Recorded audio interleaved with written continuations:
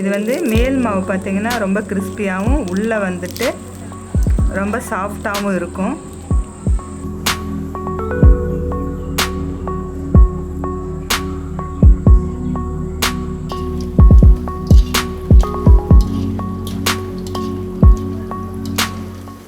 பாரம்பரிய உணவு பிரியர்கள் அனைவருக்கும் வணக்கம். நான் உங்கள் உமா முருகேசன்.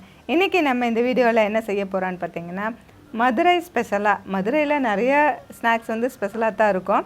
அதில் பார்த்தீங்கன்னா சுயம் சொல்லுவாங்க, சுழியம் சொல்லுவாங்க, சுசியம் சொல்லுவாங்க. இப்படி ஒவ்வொரு ஊர்லேயும் ஒவ்வொரு பேர் அழைக்கிற மாதிரி அந்த சுசியம் வந்து நம்ம வீட்லேயே ரொம்ப டேஸ்டியாக ரொம்ப சூப்பராக எப்படி பண்ணுறதுன்னு ஃபுல்லாக இந்த வீடியோவில் சொல்லியிருக்கேன். வீடியோவை கடைசி வரைக்கும் பாருங்கள். ஃபுட்டி தமிழா சேனலுக்கு சப்ஸ்கிரைப் பண்ணலைன்னா சப்ஸ்கிரைப் பண்ணிக்கோங்க. வாங்க வீடியோக்குள்ளே போகலாம். வீட்டு முறையில் தயாரிக்கப்பட்ட அனைத்து மசாலா பொருட்களும் ஃபுட்டி தமிழா சேனல் மூலமாக நானே என் கைப்பட வறுத்து தரமாகவும் சுவையாகவும் நான் கொடுத்துட்ருக்குறேன். இது சாம்பார் பொடி, ரசப்பொடி உட்பட 10 வகையான மசாலா பொடிகள் நான் கொடுத்துட்ருக்குறேன். இது தேவைப்படுறவங்க கீழே இருக்க காண்டாக்ட் நம்பருக்கு வாட்ஸ்அப் மூலம் வாட்ஸ்அப் பண்ணுங்கள். ஆல் ஓவர் இந்தியா நம்ம கொரியர் மூலமாக அனுப்பி வைக்க முடியும். சுசியம் செய்ய தேவையான பொருட்கள்: 1/2 கிலோ பச்சரிசி, 1/4 கிலோ வெள்ளை உளுந்து, 3/4 கிலோ வெல்லம், 1 தேங்காய், 1/2 கிலோ கடலைப்பருப்பு, 1 டீஸ்பூன் நெய், 1 டீஸ்பூன் ஏலக்காய் பொடி, பொரிக்க தேவையான அளவு எண்ணெய். இப்போ நம்ம சுசியம் செய்யறதுக்கு நம்ம எடுத்துருக்கிற அரிசியும் உளுந்தும் நல்லா 3 முறை கழுவிட்டு 2 மணி நேரம் நம்ம வந்து ஊற வச்சு எடுத்துக்கலாம். அடுத்தது இந்த கடலைப்பருப்பை நம்ம 1/2 மணி நேரத்துக்கு முன்னாடியே நம்ம வந்து ஊற வச்சுக்கலாம். ஊற வச்சு எடுத்து வேக வைக்கணும். இப்போ நம்ம கடலைப்பருப்பு 1/2 மணி நேரம் டு 3/4 மணி நேரம் ஊறிடுச்சு. இதை வந்துட்டு குக்கரில் போட்டுட்டு 3 விசில் வர வரைக்கும் வேக வச்சுக்கலாம்.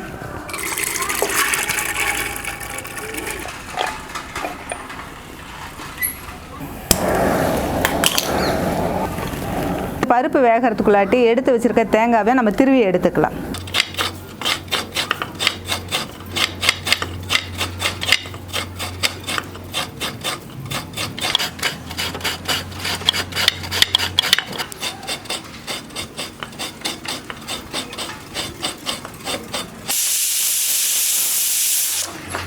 நம்ம இப்போ 3 டைம் அரிசி உளுந்து கழுவிட்டு நம்ம 2 மணி நேரம் ஊற வச்சு எடுத்துருக்கோம். இந்த அரிசியும் உளுந்தையும் கிரைண்டரில் போட்டு ஆட்டி எடுத்துக்கலாம்.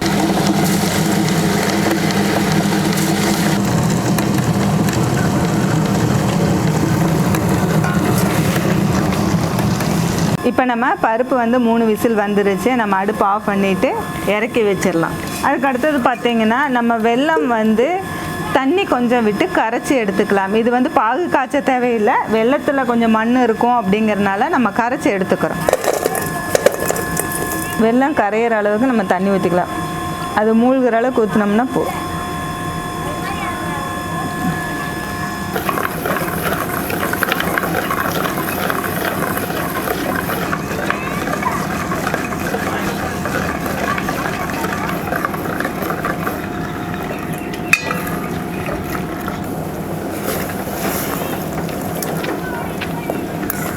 வெல்லம் நல்லா கரைஞ்சிருச்சு. இப்போ அடுப்பு ஆஃப் பண்ணிக்கலாம்.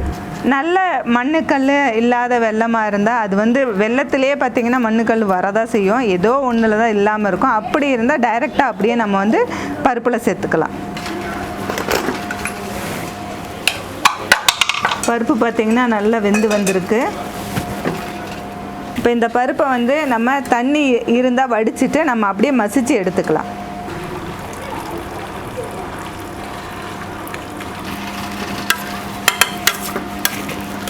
பருப்பு நல்லா வெந்தங்காட்டி இப்படி மசிக்கும் போது நல்லா நைஸ் ஆகிடுச்சு. அப்படி இல்லைன்னா மிக்ஸி ஜாரில் போட்டு அரைச்சி எடுத்துக்கணும். அவ்வளோதான், மசிச்சாச்சு. இந்த மாதிரி மசிக்கலாம். ரொம்ப நைஸ் ஆகணுங்கிறது இல்லை, ஏன்னா நம்ம இன்னும் வணக்கும் போது இன்னும் கொஞ்சம் நைஸ் ஆகிடும். அடுத்தது அடிகனமான பாத்திரம் வச்சுட்டு நம்ம 1 டீஸ்பூன் நெய் சேர்த்துக்கலாம். நெய்யில் நம்ம திருவி வச்சுருக்கிற தேங்காயை போட்டு நம்ம ஃப்ரை பண்ணிக்கலாம்.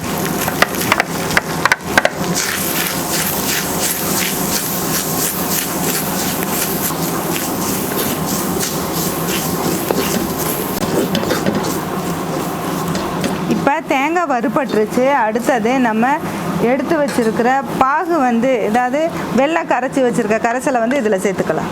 வெள்ளம் கரைஞ்சதை வந்து ஒரு 5 நிமிஷம் அப்படியே வச்சுருந்தோம்னா கீழே பூரா அந்த மண் அந்த குப்பையெல்லாம் நின்றும்.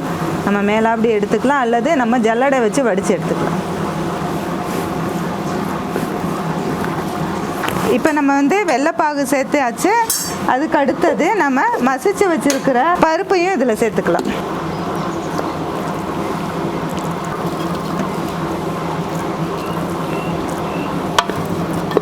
நம்ம 1/2 கிலோ பருப்புக்கு 3/4 கிலோ வெல்லம் எடுத்துருக்குறோம். அதை விட ஸ்வீட் வேணும்னா நீங்கள் 1 கிலோ வெல்லமாக கூட நம்ம எடுத்துக்கலாம். அடுத்தது 1 டீஸ்பூன் ஏலக்காய் தூள் சேர்த்துக்கலாம். இது எல்லாம் சேர்த்து நல்லா சுருண்டு வர வரைக்கும் நம்ம வந்து வணக்கி எடுத்துக்கலாம்.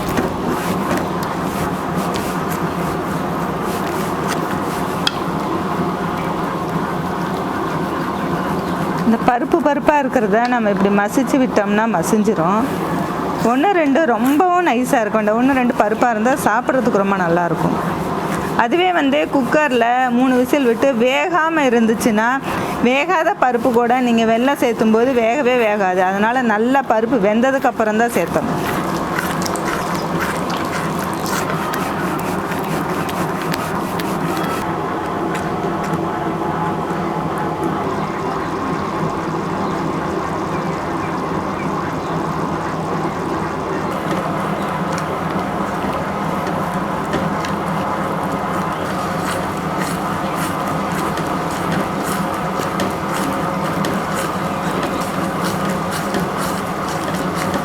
தேங்காவை நம்ம நெய்யில் வறுத்துட்டு அது கூட வெல்லமும் இந்த பருப்பும் சேர்த்து இப்படி வணக்கும்போது இந்த வாசனையே ரொம்ப நல்லாயிருக்கும்.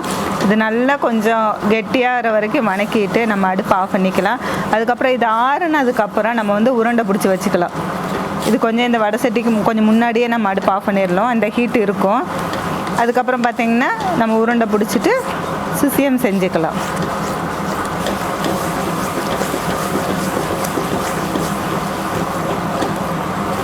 இப்போ கெட்டியாகிடுச்சு. நம்ம அடுப்பு ஆஃப் பண்ணிக்கலாம்.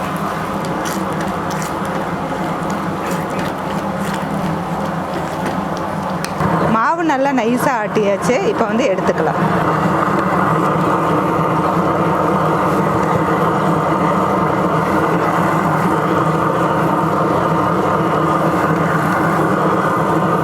இப்போ நம்ம எடுத்து வச்சிருக்க அந்த பூர்ணம் வந்து இப்படி உருண்டை பிடிச்சி எடுத்து வச்சுக்கலாம்.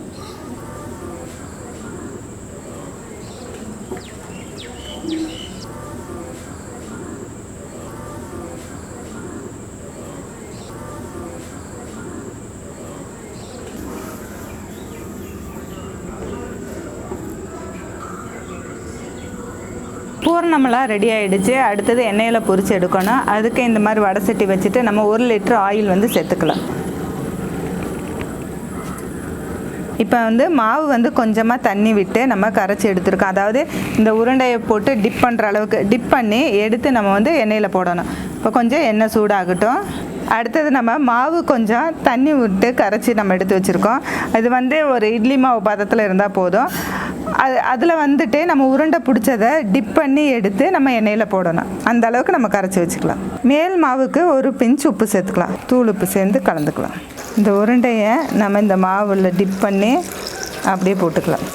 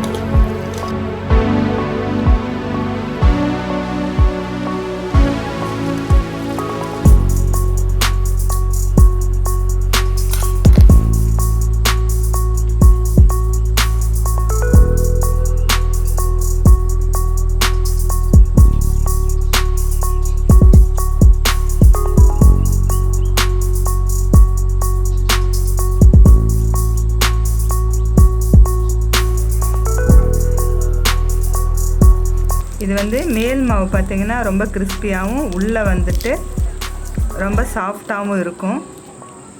இப்போ நம்ம சுசியம், அதாவது சுயியம் அப்படின்னு சொல்லுவாங்க. இதை வந்து ரொம்ப டேஸ்டியாகவும் ரொம்ப ஈஸியாகவும் நம்ம வீட்டில் செஞ்சு முடிச்சாச்சு. இந்த வீடியோ பிடிச்சிருந்தா லைக் பண்ணுங்கள், ஷேர் பண்ணுங்கள். வீடியோ பற்றின கருத்துக்களை கமெண்ட் செக்ஷனில் கமெண்ட் பண்ணுங்கள். ஃபுட்டி தமிழா சேனலுக்கு சப்ஸ்கிரைப் பண்ணலைன்னா சப்ஸ்கிரைப் பண்ணிக்கோங்க. மீண்டும் அடுத்த வீடியோவில் சந்திக்கலாம்.